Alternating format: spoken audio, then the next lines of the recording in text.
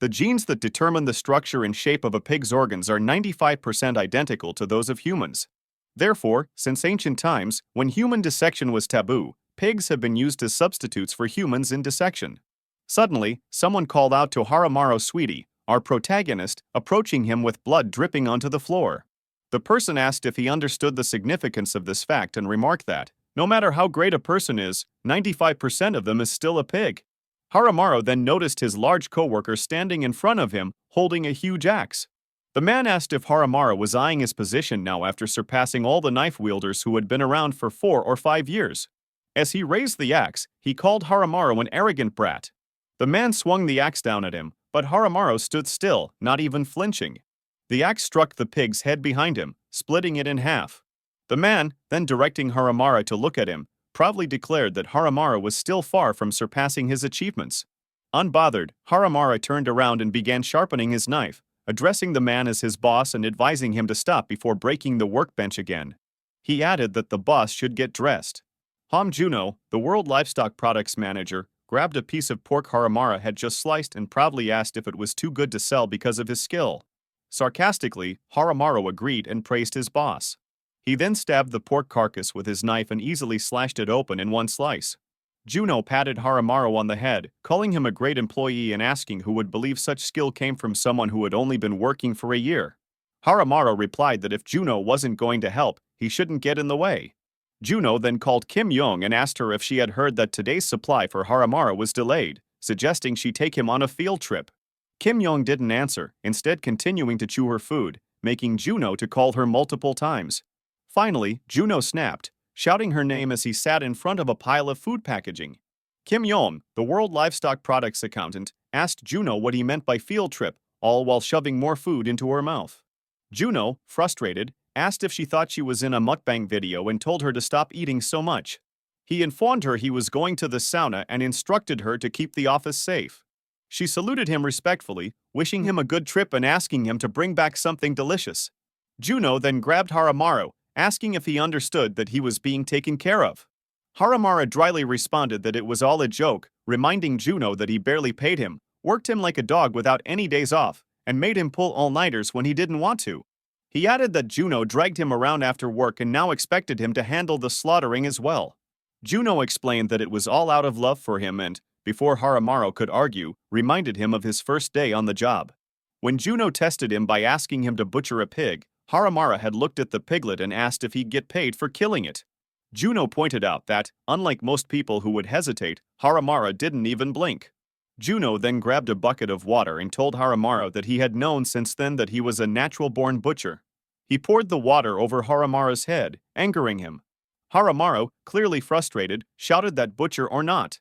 He couldn't believe Juno was bringing him out here during work hours. He sarcastically asked if Juno wanted a back massage. Ignoring the comment, Juno asked if it was true that Haramaro beat up all the kids during lunch, suggesting he used that strength to butcher instead. Haramaro asked if Juno planned to time him and pay him for overtime. Juno replied that he wasn't going to pay, prompting Haramaro to angrily question how he was supposed to work without pay. Juno then asked if Haramaro still needed a lot of money, to which Haramaro replied that he did. Juno promised him a money-making job, adding that, even if he couldn't rebuild his house, he could at least escape to the basement. Meanwhile, the other men in the sauna couldn't believe they were witnessing Juno's axe taking sauna. Haramaro reluctantly agreed to do the job and asked what it was. Juno asked if it was true that Haramaro had studied abroad in Japan, to which Haramaro confirmed. Juno told him it was perfect and that he should head to Japan right away, leaving Haramaro confused. The next day, Haramaro arrived in Japan, standing at the bus stop with his suitcase, utterly confused. As the reality of the situation sank in, he snapped, shouting, "What the heck is happening?" 6 months had passed since then. A Japanese livestock company, which urgently requested a supply, had brought Haramaro there. Frustrated, he angrily stabbed the pork in front of him, lamenting that he hadn't had a single day off in 6 months. He thought to himself that if he worked like this in Korea, he'd be earning the same, making him wonder why he was doing this in a foreign country. Haramaro glanced back, aware that the workshop was short on supplies and that he was the only butcher. As he looked at the old man sitting behind him, he noticed a Yakuza-like guy who had been smoking cigarettes for the past 6 months, seemingly watching him with ill intentions. Smiling, Haramaro spoke in Japanese, telling the man he shouldn't smoke, while muttering in Korean that the old man was an idiot, discreetly showing him his middle finger. The man only laughed. Haramaru then turned his attention to the most suspicious part of the job. He was being asked to cleanly separate only the ribs and everything else was discarded. The ribs felt strangely heavier than what he was used to handling, almost as if something was inside them.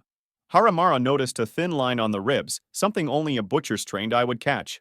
He was certain it was a sign that the ribs had been cut and then reattached. He also observed a mysterious white powder leaking from the joint. Putting the pieces together, he realized the nature of the job.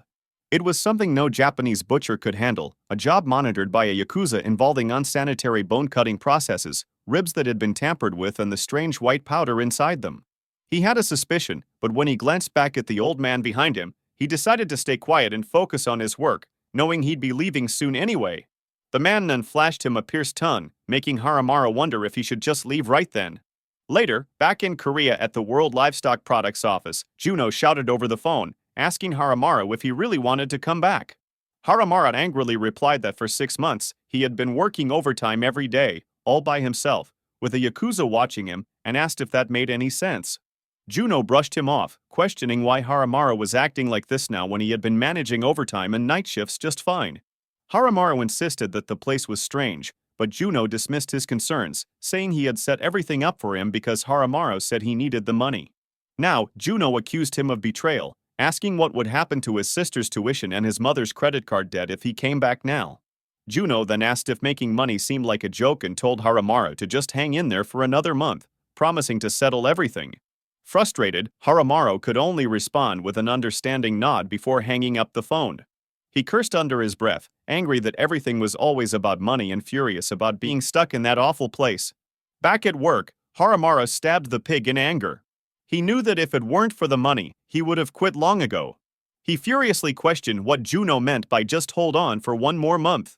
Suddenly, the Yakuza guy, Anaki, sweetly called his name in Japanese. Approaching Haramaru, Anaki scratching his balls, making Haramaru angrily wonder where the hell that guy's hand had been. Anaki pinched Haramaru's face, sweetly thanking him for working so hard and saying that without him, they'd be in big trouble. Haramaru seethed internally, disgusted that Anaki had touched his face with the same hand he just used to scratch himself. He wanted to shout that today would be the day Anaki died. Anaki then complimented Haramaru, saying the more he watched him, the more impressed he was with his knife skills, even suggesting that he might scout him. Haramaru, barely holding in his rage, felt like Anaki had pushed him too far. But then, he saw Anaki's gun and forced himself to calm down. Haramaru jumped away from Anaki, asking if he was trying to compliment him or something. Anaki replied that it wasn't exactly like that and explained that today was his girlfriend's birthday, so he was leaving early. He added that his youngest would be taking over for him. Just then, another man appeared, calling out to Anaki. Anaki, pleased, said it was perfect timing and introduced the man as his adorable youngest. Haramaru was stunned when the huge, tattooed man apologized to Anaki for being late. He couldn't believe this was the youngest. What shocked him even more was when Anaki mentioned that the man was the same age as Haramaru, 23 years old. Anaki introduced Haramaru to the man as the Korean butcher and instructed him to set the prepared ribs aside. He warned the man to be careful because the ribs were their livelihood. The man nodded, assuring Anaki he understood. The man picked up the bowl of ribs and asked Anaki which side was that side, irritating Anaki, who pointed and told him to just put it down. The man then asked if it was the east side or the west side, causing Anaki to shout in frustration, telling him to place it wherever he thought was right. Haramaru watched the exchange when suddenly, the butcher's shop shook violently. He felt dizzy as the ground trembled beneath him, thinking it was an earthquake. Haramaru bent down, trying to keep his balance. Anaki yelled at the man not to drop the ribs and the man promised he wouldn't. But the shaking intensified and the man lost his grip, causing the ribs to fall. One of them snapped on impact, releasing a white powder. Haramaru quickly covered his mouth as the white powder spread around them. Anaki, sweating nervously, asked if this was Haramaru's first earthquake. Anaki then told him not to worry, explaining that bone powder often flew around and reassuring him to leave it to them and continue working. Haramaru nodded while still covering his nose and mouth, turning back to his work as Anaki berated the man, calling him a clumsy fool and ordering him to pick up the ribs quickly. The man immediately complied, scooping up the ribs from the floor. The man then asked Anaki if the butcher had come from Korea, to which Anaki replied yes. The man questioned whether that meant the butcher wouldn't know the ribs were drugged, since he couldn't understand Japanese. Anaki, furious, shouted at the man to shut up. Haramaru's heart pounded. He had just learned that the white powder in the ribs was drugs. He peeked back at them, only to see Anaki glancing back at him. Anaki warned the man that the Korean butcher could understand Japanese. Haramaru's blood ran cold when he turned and saw Anaki pointing a gun at his head. Anaki apologized, and Haramaru froze, stunned with fear, wondering if his life was about to end right there. He thought about how all he had done was butcher pigs and work tirelessly every day to feed his family. Now, he was going to die so meaninglessly. Haramaru didn't want to die, especially not like this. As Anaki prepared to pull the trigger, blood suddenly splattered everywhere. Haramaru heard Juno's voice in his mind, asking if he remembered his first day on the job. When Juno had tested him by asking him to butcher a pig, Juno reminded him that anyone would hesitate before killing an animal, but Haramaru hadn't even blinked. Juno added that most people get agitated after killing for the first time, but Haramaru hadn't shown any signs of distress. Instead, he had thought carefully about how to butcher the pig. That was why Juno believed he was a natural-born butcher. And then, in that moment, Haramaru acted. He swung his knife, severing Anaki's hand before he could fire the gun. Anaki cursed in pain, clutching his arm as blood poured from the wound. Haramaru stood over him, his eyes bloodshot, fully aware of his skill. He had butchered countless pigs, and knowing that humans and pigs are 95% alike, he understood exactly where to cut and stab to make someone die. With that knowledge, he swung his knife forward. Haramaru stabbed the knife into Anaki's neck, piercing deeper before pulling it out, causing blood to splatter everywhere. For a brief moment, he questioned whether he was killing a pig or a person. When Anaki collapsed to the ground, it became clear it was a person. Suddenly, he heard footsteps behind him. As he turned, he saw the other man launching toward him in a fury, trying to grab him before slamming him hard against the wall, causing the entire butcher shop to shake. The man punched Haramaru in the face, causing him to cough up blood, demanding to know how he dared to do such a thing. The punches came in rapid succession as the man angrily ranted about how kind their boss had been and how Anaki had planned to propose to his girlfriend that day. As the man prepared to land another, more dangerous blow, Haramaru realized the threat and thrust his knife forward in desperation, managing to stab the man in the stomach. Shocked for a moment, the man hit him again, calling him a brat and telling him that a mere stab wound was nothing new to him. Haramaru's face bled heavily as he struggled to comprehend how the man could withstand such an injury. The man reached out with both hands and wrapped them tightly around Haramaru's neck, choking him with the intention of crushing his throat. Haramaru's vision blurred as his air supply dwindled, his consciousness slipping away with each passing second. In the haze of near unconsciousness, Haramaru heard Juno's voice in his head, reminding him of the lessons about pigs, how their bones were strong and their fat thick, requiring careful knife work to cut cleanly. Juno had told him that a true butcher always knew the best path to take, and for Haramaru, that path would come instinctively. In that moment, Haramaru's eyes focused on the man's ribs beneath the layers of fat. With what little energy he had left, he gripped the knife embedded in the man's belly and twisted it. Summoning the last of his strength, Haramaru screamed and moved the knife sideways, slashing the man from the inside out. Blood splattered onto Haramaru as the man collapsed, freeing him from certain death. Haramaru pushed the heavy body off him and stood up, realizing the man was heavier than any pig he had ever butchered. The sight of the carnage made his stomach churn, and he vomited, unable to contain the overwhelming nausea. Dazed and dizzy, Haramaru tried to convince himself it had been self-defense. If he hadn't acted, he would have been the one to die. But doubt gnawed him. Would the police believe him if he turned himself in? He knew they would likely dismiss it as an excuse. Worse yet, he had bigger problems than the police, the Yakuza. He realized there was only one solution: burn everything.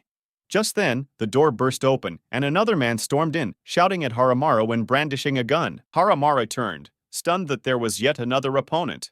The man opened fire, cursing him for killing their comrades and calling him a low-level grunt. Haramaru immediately bolted, dodging the bullets, while the man taunted him, vowing to chase him down and kill him no matter where he ran.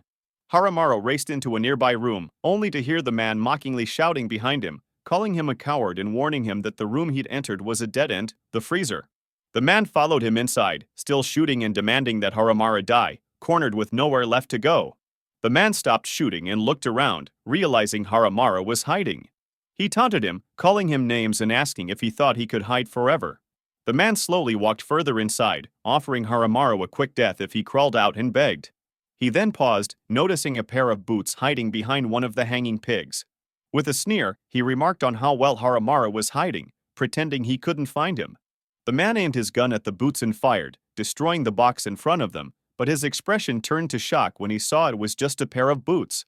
In that instant, Haramaru came out from behind, kicking one of the hanging pigs.